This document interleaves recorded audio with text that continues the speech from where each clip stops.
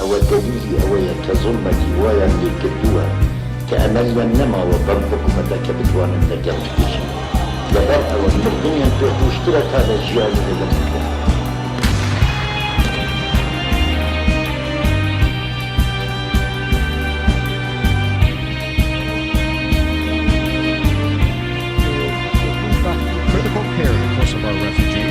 Refugees who fled the ethnic cleansing.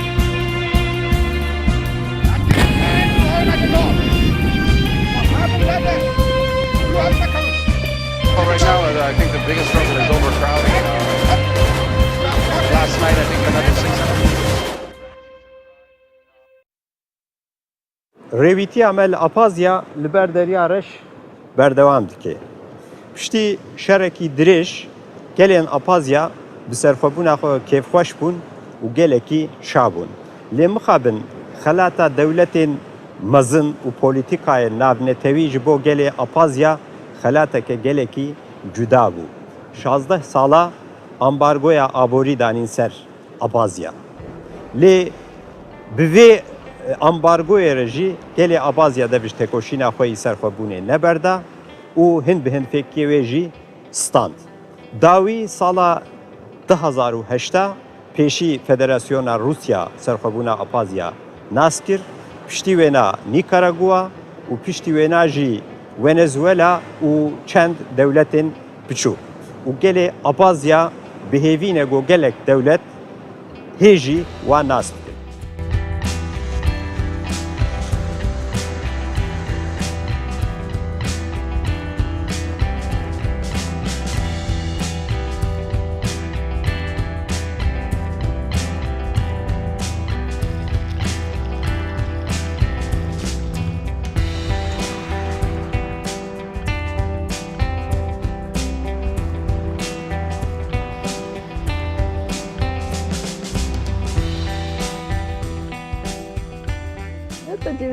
ئەو بڵوقەکەمان زۆر پێوە دیار بوو لە نێوان ساڵەکانی 1995 تا 1996دا نەیان دەهێژ نێرینەی تەمەن 16 بۆ 6 ساڵ لە نێوان سنوورەکانی ئەبخازیا و رووسیاوە تێپەڕن تەنها مێینەکان ئەیانتوانی بەو شوێنەیە تێپەڕن لەو کاتەیە خۆراکە سەرەکیەکان لە رووسیاوە ئاهاتن کەواتە ئەتوانین بڵێین مێینەکان ئەبخازیایان دەژیاند ئەوان لە سەرەیەکی دوور و درێژە ئەوەستان و جانتا قورسە پڕ لە لەنگیەکانیان بە سنوورەکەی ئاگواستەوە بۆ گواستنەوەی لالەنگیەک 8 کاتژمێر لە سەرەیەکە چاوەڕێیانە کرد.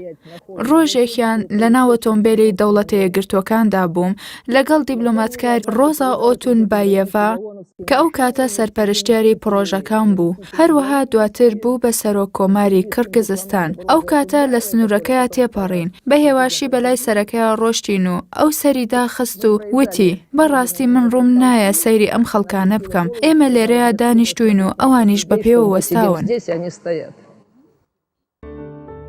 هەموو ئەبخازیەک شانازی بەڕابردوو دەکات و ئومێدیشی تیادایە بۆ داهاتوو و هەر بەم ئومێدەشەوە بەشداری دەکەن لە پێکهاتی سیاسی و بنیادنانی دەوڵەتەکەیاندا. بێگومان هەوڵێکی زۆریشێ لە بوارەکانی ئابووری و پەروەردە و تەندروستی و گەیاندندا بەڵام هەوڵەکان زۆر چرتر بوونەتەوە بۆ بنیادنانی بناغەیەکی سیاسی لە وڵاتەکەدا ئەو ململانێ و کێشانەی کە تووشی هەر دەوڵاتێک دەبێت کاتێک کە دەیەوێت سەر بەخۆی خۆی ڕابگەێنێت دان پێدانانەکەیەتی کە ئەم ململانەیەش هەر بەردەوام دەبێت بە تایبەتی لەگەڵ دراوسێ نزیکەکانیدا کە ئەمەش پێویستی بە کەسانی زۆر زیرەک هەیە لە بواری سیاسی و ئابووریدا تاوەکو بتوانن خۆیان لەگەڵ دەوڵەتانی دراوسێدا بگونجێنن.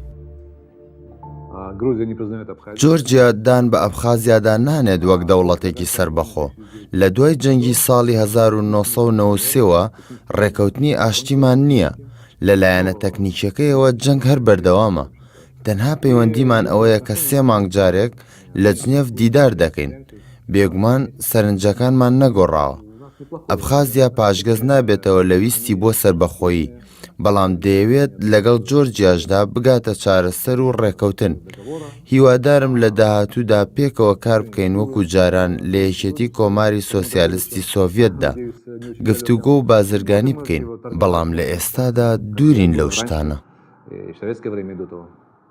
ئێستاش هەر گورجستان ئابخازیا بە پارچەیەک لە خاکەکەی خۆی دەزانێت هەرچەندە ڕوسیاش پاڵپشتی لێ بکات بەڵام ئەمە کارەکە ئاسان ناکات لەبەر ئەو گرژی و ئاڵۆزیانی کە لە نێوان رووسیا و ویلایەتە یەکگرتوەکانی ئەمریکا و یەکێتی ئەوروپا و وڵاتانی ناتۆدا هەیە وای کردووە کە ئابخازیا ڕزگار نەکات لەو وەدەرنانە سیاسی کە لەلایەن وڵاتانی تری جیانەوە خراوەتە سەریان بەڵام لەسەر و هەموو شتێکەوە هەوڵەکان بۆ بوون بە دەوڵەتێکی سربەخۆ بێوچان بەردەوامە.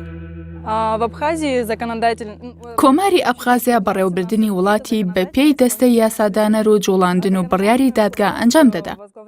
ئەندامەکانی دەستەی یاسادانان پەرلەمانن، ئەندامەکانی جوڵاندن سەرۆک کۆمارە و ئەندامەکانی بڕیاری دادگا پێک دێن لە دادگای باڵا. هەموو لقەکانی بەڕێوەبردن پەیوەندیان بە یەکەوە هەیە. بەڵام بە تەواوەتی پێکەوە گرێ نەدراون، بەڵام لە یەکتریش جوودانین. چونکە ئەوانە کڕۆکی پێکهێنانی دەوڵەتن. بەڵام کاروبارەکانیان بەجیا بەڕێوە دەچێ. سەرۆک کۆمار هەڵبژاردنەکانی بە دەنگدانی شاراوە دەکا. هەموو مرۆڤێکی تەمەن سەر و 18 ساڵان ئەتوانێت دەنگی خۆی با بەو ئەندامانەی کە خۆیان بۆ سەرۆک کۆمار کاندید کردووە. پەرلەمانی کۆماری ئەبخازیا لە 35 پەرلەمانتار پێکهاتووە. لەبەر ئەوەی ئەبخازیا 35 ناوچەیە، ئەوە هەر ئەندام پەرلەمانێک لە ناوچەیەکەوە دەنێردرێتە پەرلەمان و نوێنەرایەتی ناوچەکەی خۆی دەکا.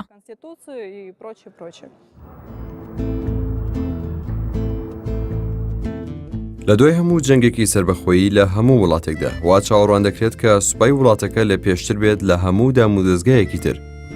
بەڵام دەستوری دیموکراتی نێودەوڵەتی ئەمەی بۆ ئەبخازیا وەکو بەڵگەیەکی دیموکراسی ڕزگاری خواست پەسەند کرد.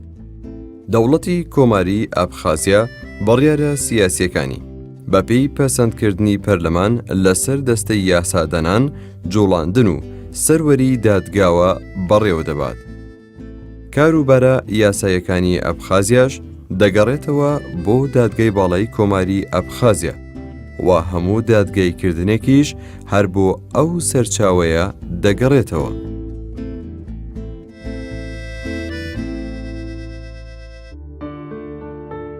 ئەبخازیا ویستوێتی پەیوەندی دۆستانەی نێو چاوپێکەوتنەکانی لەناو ئاڵاکەی ڕنگ بداتەوە کە ئاڵاکەی لە ساڵی 1991دا نەخشە کێشراوە و پەسەند کراوە.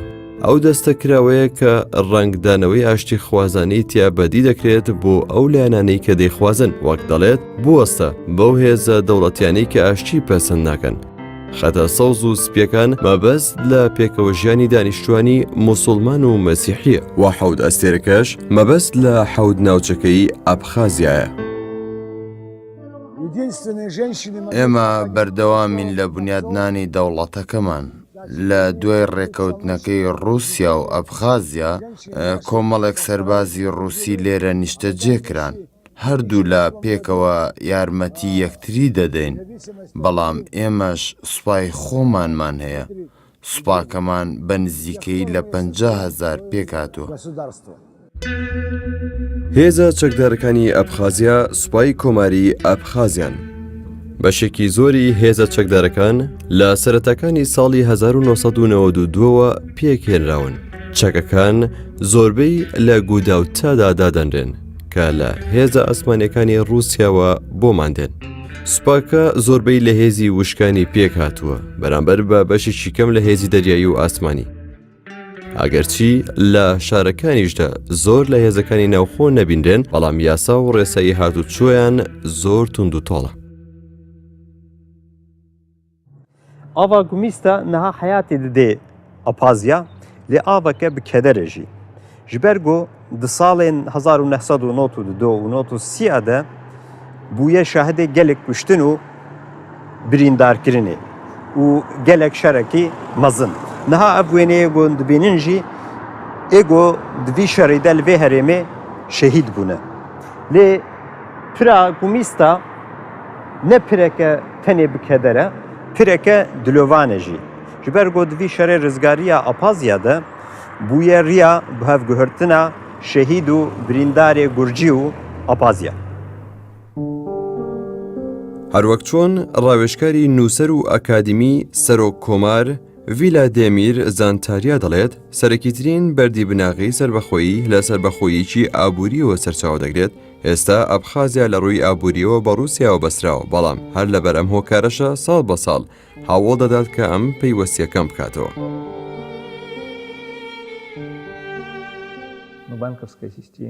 ئەبخازیا 20 ساڵە سەربەخۆیە، بەڵام ئەبخازیا کە پەیوەندی لەگەڵ بانکی یەکێتی کۆماری سۆسیالیستی سۆڤێت و بانکی مۆسکۆدا بە فەرمی بسڕا، ڕێک نەکەوت لەگەڵ یەکێتی سۆڤێتە، واتە با بڵێن لە سفرەوە دەستی پێکردەوە.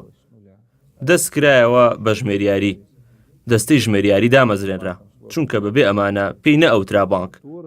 ئێمەش لەو کاتەوە بە فەرمی ڕۆبڵ بەکاردەهێنین.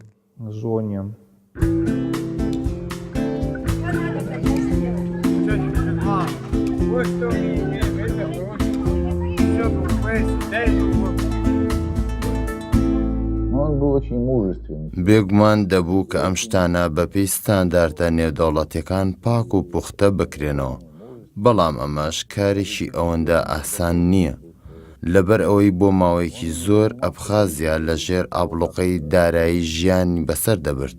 ئەم ئابلوقەیە لە بەرژەوەندی سیاسەتی شیڤارناتزێ بوو. تەنانەت نەشمان دەتوانی کە لەگەڵ وڵاتانی کۆمەڵەی دەوڵەتە سەربەخۆیەکاندا بازرگانی بکەین. پەیوەندیەکانیشمان لەگەڵ رووسیادا تا بڵێ پەرش و بڵاو بوو. بێگومان ئێستا رووسیا زۆر هاریکاری ئێمە دەکات. خانووی تازە دروستکران، ڕێکخراوی کللتوری و تەندروستی بنیادنران، قوتابخانەکانمان بێگومان ئەمانە هەمووی بە یارمەتی رووسیا کراون. ئەگەر باز لە دۆخی ئێستا بکەین، ئەبخازیا بەردەوام بۆ سەرچاوەیەکی دارایی یارمەتی دەردەگەڕێت تاوەکو کێشەی دارایی و کۆمەڵایەتیەکانی تێپەڕێنێت و چیدی پەیوەست نەبێ بە وڵاتانی دەرەوە. بێگومان لەمەشدا سەرکەوتوو بووە. بەم جۆرەش دەتوانین نەخشە ڕێگای خۆمان بکێشین و بەردەوام داوای یارمەتی لە وڵاتان نەکەین.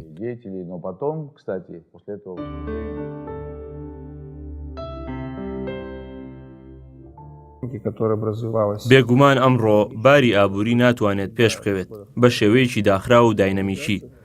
ئەبخازیا هیچی لەو دەوڵەتانە کەمتر نییە کە خاوەنی ئابووریەکی سەربەخۆن، بەڵام لەژێر هەلومەرجی دانپێدانەنانی سەربەخۆیمانە باری ئابووریمان تا چەند ئەتوانێت سەرکەوتن بەدەست بهێنێت. بەڵام دانپێدانانیشمان زیاتر سوودی بۆ زانستی ڕامیاری سروشتی هەیە وەک لە باری ئابووری. ئەبخازیا ئێستا لەلایەن فیدراسیۆنی رووسیاوە پارێزراوە و ترسی گورجستانی لەسەر نەماوە. ئیتر کەس ئەگەری هێرشی گورجستان دانانێت بۆ سەر خاکەکەمان. ئەو بارودۆخە ئیتر تێپەڕی. ئێستا گوزارشت لە چۆنێتی بەرەو پێشچوونی ئابووری و دروستکردنی پەیوەندی بتە و لەگەڵ رووسیا و جیهانی دەرەوە یاکرێت و هەوڵیش ئەدرێت کە باری ئابووری ناوخۆمان بتەوتر بکەین.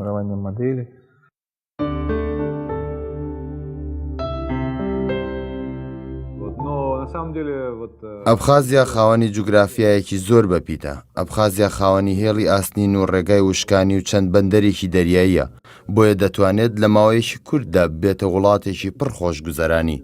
ئەگەرچی رووسیا یارمەتێکی زۆریشمان دەدات، بەڵام ئێمە هیچ بەنیازی ئەوە نین کە هەمیشە دەرۆزەی لە هەموو جیهان بکەین و هیچ بەنیازیش نین کە هۆمان بکەوێتە پارەی ئەم و ئەوە. ئەگەر بارودۆخی ئێستا و 5 ساڵ لەمەوە بەرمان بە یەکتری بەراورد بکەین، دەبینین کە لە هەموو بوارەکاندا بەرەو پێشچوونمان بە خۆمانەوە دیوە. ئەم ساڵ ژماری گەشتیاران پێوەری ژمارەی تێپەڕان. لە کشت و کاڵشدا دەتوانین خورما و لالەنگی و نارنج و کی و زۆر شتیتر بەرهەم بێنین. تەنها کەم و کورتی ئەبخازیا ئەوەیە کە بەپێی پێویست پاشەکەوتی نییە و دەرگاکانیشمان واڵایە لە بواری پاشەکەوتدا بۆ رووسیا و تورکیا و وڵاتانی خۆرئاوە.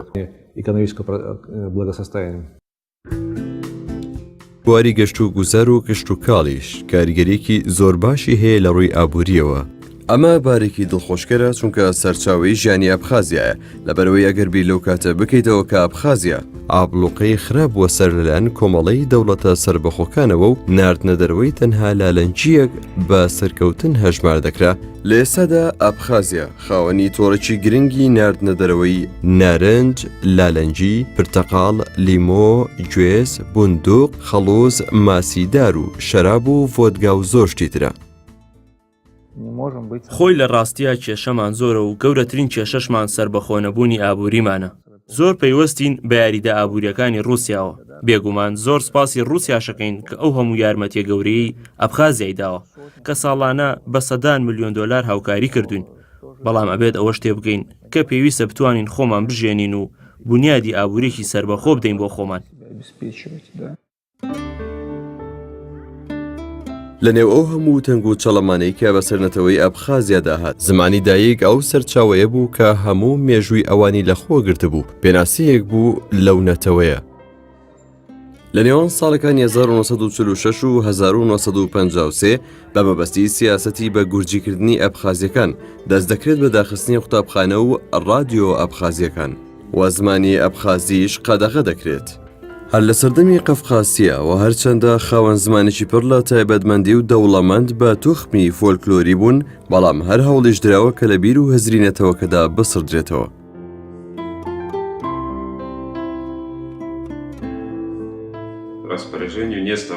ئەم بینایی کە ئێستا تیایداین ئەو سابینای زانکۆ بوو، کاروباری ئەرشیفەکەش لە ناو بینایەکی ترا بەڕێواچوو کە نزیکەی 5 بینا بەولاترەوە بوو.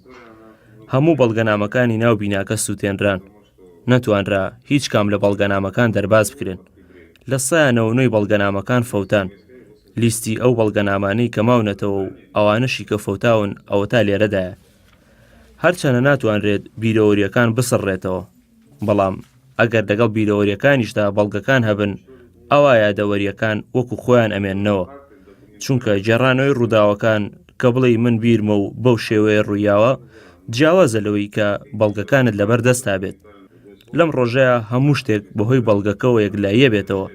تاوەکو مرۆڤ بەڵگەنامەیەکی پێ نەبێت ئەوە ناتوانێت هیچ شتێک بسەلمێنێت.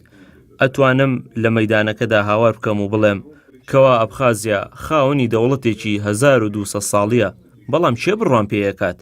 ئەبێت بەڵگەنامەیەکم پێبێت و بیخەمە ڕوو تاوەکو بیسەلمێنم کە ڕاستە. جا ئەگەر ئەو بەڵگەنامانەش سوتا بیت، ئەیتر من نەتوانم چی بخەمە ڕوو.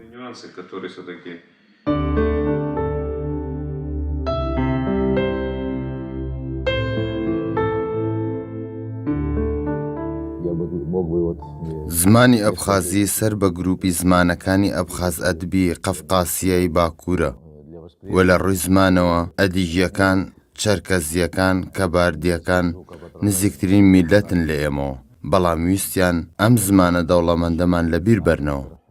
قوتابخانە ئەبخازیەکان داخران، زمانی ئەبخازی قەدەغە کرا، دەستیان کرد بە بەگورجیکردنی قوتابخانەکانمان، مامۆستاکانیان هەمووی کرد بە گورجی و وتنەوەی وانەی زمانی ئەبخازیان قەدەغە کرد.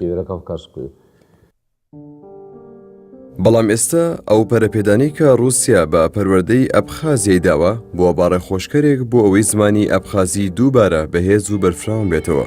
ئالێکۆ گڤارامیا، ڕابەری زانکۆی دەوڵەتی ئەبخازیا کە لە ساڵی 1970 دروستکراوە، زۆر بە هیوایە دەرباری داهاتوو.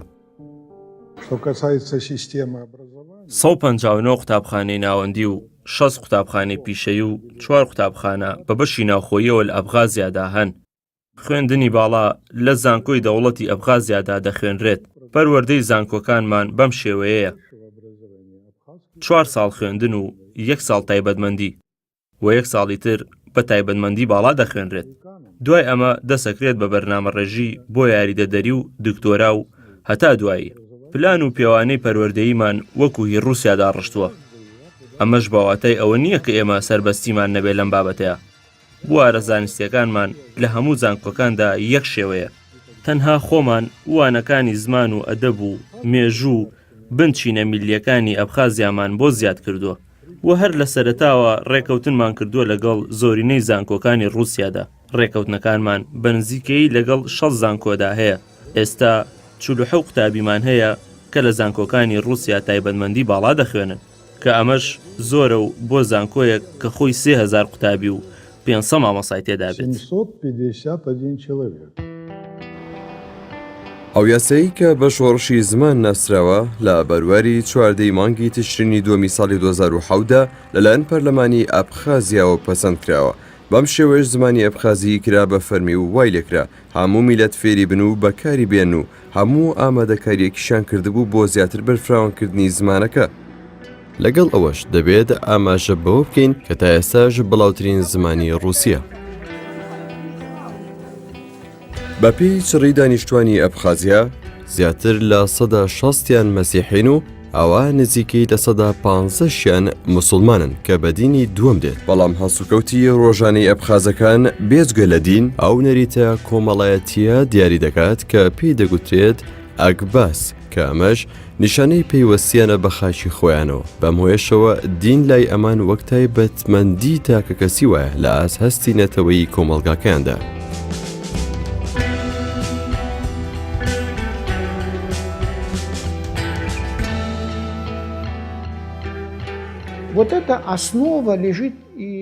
زوو دەیبیستین کە دەڵێن دەبێت کەنیسا لە کاروباری دەوڵەت جیا بکرێتەوە، یاخود وەک ئەوەی بڵێن نابێت ئەوەی کە کاروباری کەنیسە بەڕێوە دەبات بێتە ناو بەڕێوەبردنی حکومەتەوە.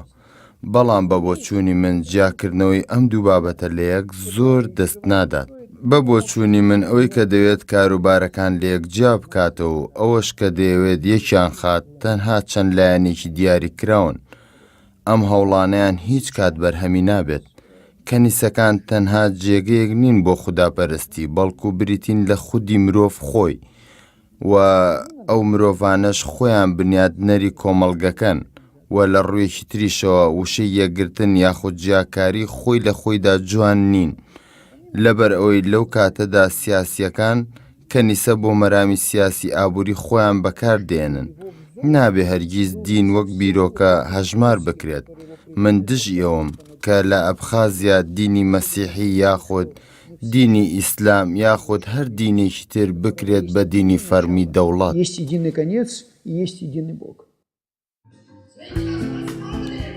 ئەگەرچی بەرەو پێشچوونی کۆمەڵایەتی سیاسی و ئابووری بووبێتە هۆی هەندێک خۆشگوزەرانی، بەڵام ئەمانە بەواتەی بنبڕبوونی هەموو کێشەکانیش نایەت.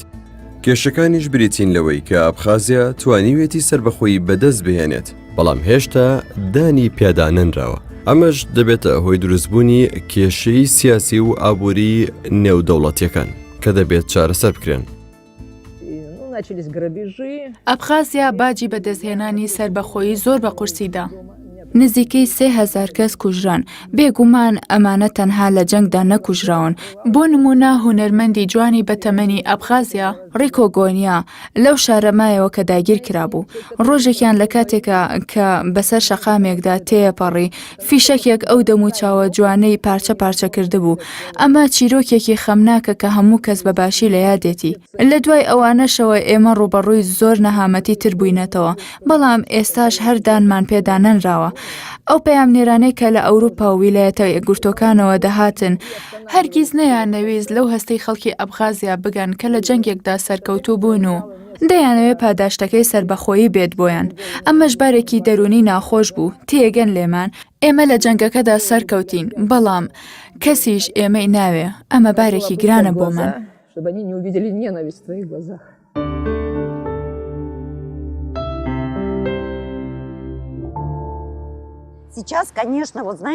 سێ ساڵ دوای جەنگەکە هاتم بۆ ئەبخازیا. خۆزگاتان بینی ئێرە لە چ بار و دۆخێکا بوو. تەنانەت ئێستاش هەندێک شوێنەواری جەنگەکەی پێوە دیارە. ئەتوانن ئێستاش هەندێک شوێنی داڕوخاوی دوای تۆ بارانەکە ببینن. شتێکی زۆر ترسناک بوو. ئێستا هەموو ساڵێک بەرەو باشترە ڕوا. ئەو کەسانەیە کە یاریدە دەربوون لە دووبارە بنیادنانەوەی ئەم وڵاتە هەرگیز لەبیر ناکرێن. بچیتە ماڵی هەر ئەبخازیەکەوە یەکەم پێکیان بەخۆشی ئەوان بڵند دەکەن. ئێمە زۆر سپاسی ئەوانەکەین. من دەمەوێت چیم لە دەستدا بیکەم بۆ ئەوەی سوودێ بگەێنم بە وڵاتەکەمان و دەوڵەتەکەمان داهاتویشی ئارامی هەبێت. وەکراوە بێت بەڕووی وڵاتانی ترە و بتوانین ڕای ئەوانەش بگۆڕن کە ئێستا ناتوان دانمان پێدا بنێن.